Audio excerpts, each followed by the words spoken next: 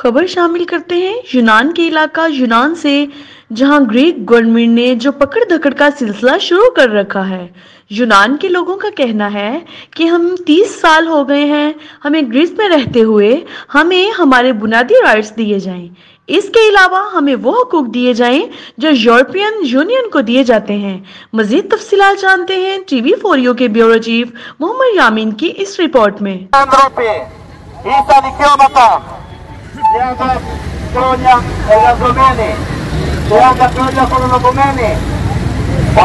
για ποιο λόγο να μην έχουν ίσα δικαιώματα? Δώστε έννοιες παραμονή σε όλους, μην τους κατάτε τα κεφάλια. Ελευθερώστε τις ηθαγένειες, θέμα στο οικονομικό τεκμήριο. Λέμε όσοι σταματητό. Λοιπόν, μαζευτήκαμε σήμερα εδώ αλβανικές μεταναστευτικές συλλογικότητες για να διεκδικήσουμε τα πολύ απλά δικαιώματά μας, δηλαδή απόδοση ηθαγένειας και στη δεύτερη γενιά και στην πρώτη γενιά, χωρίς τα κολλήματα που φέρονται σε εισοδηματικά κριτήρια ή για τις ρατσιστικές εξετάσεις του νόμου Βορίδη. Και επίσης διεκδικούμε τη διευκόλυνση στην απόδοση των συντάξεων στους γονείς μας, τα άτομα πρώτης γενιάς, που για πολλά χρόνια έχουν δουλέψει εδώ, αλλά λόγω των ρατσιστικών νομοθεσιών ίσως και να μην πάρουν ποτέ σύνταξη. Γι' αυτό βρισκόμαστε εδώ. Ευχαριστούμε. Ηθαγένειας για κάθε παιδί δεύτερης γενιάς.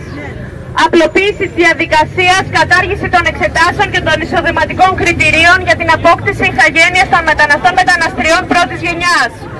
Αλλαγή της ρατσιστικής νομοθεσίας για τη συντάξη των μεταναστών. Συνυπολογισμός των χρόνων της μαύρης εργασίας μας στην Ελλάδα. Αναγνώριση των χρόνων εργασίας μας στη χώρα προέλευσης. Επίσπευση των διαδικασιών έκδοσης αδειών παραμονής.